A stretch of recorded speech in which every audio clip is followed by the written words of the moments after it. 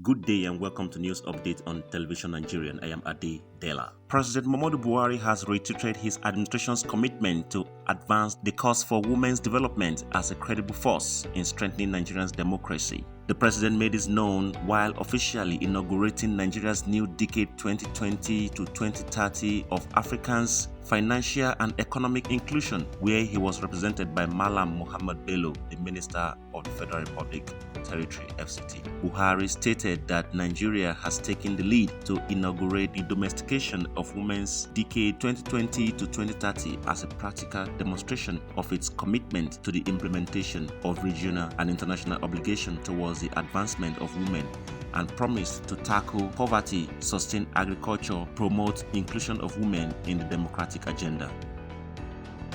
The federal government has inaugurated the Nigeria's Immigration Service Passport Express Center in partnership with the private sector to enable the government to offer passport services to Nigerians and make passports available in maximum of 72 hours of a successful application. This was disclosed by the Minister of Interior Rauf Aregbesola in a social media statement after the inauguration in Abuja on Tuesday. The minister added that the launch of the operation will offer Nigerian services of convenience and pleasure by taking away the hitherto stress in the conventional passport offices.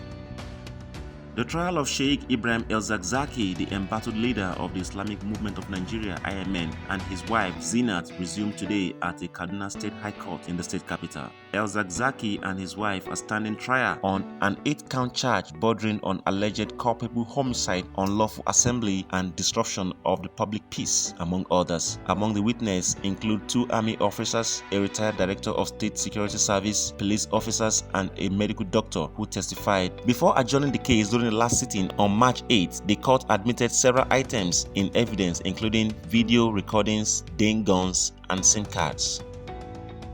At least 15 people were killed on Monday evening when suspected herdsmen attacked 4 villages in Ebonyi State. The attack took place in Umuhuale, Nkala, Obeagu, Kalagu, and Amazu in Ishielu local government area of the southeast state, further raising concerns about the country's security. Eyewitnesses say that the gunmen were shooting sporadically, killing the victims in different directions in different areas of the community. They equally set ablaze motorcycles belonging to residents of the affected communities. Governor David Umahi also visited the affected communities on Tuesday and condemned the attack by the suspected AK-47 wielding gunmen. While expressing sadness over the incidents, the Ebonyi governor assured people that the government will do all within its power to bring the perpetrators to justice. He also called on security operatives to help in fishing out those behind the heinous crime.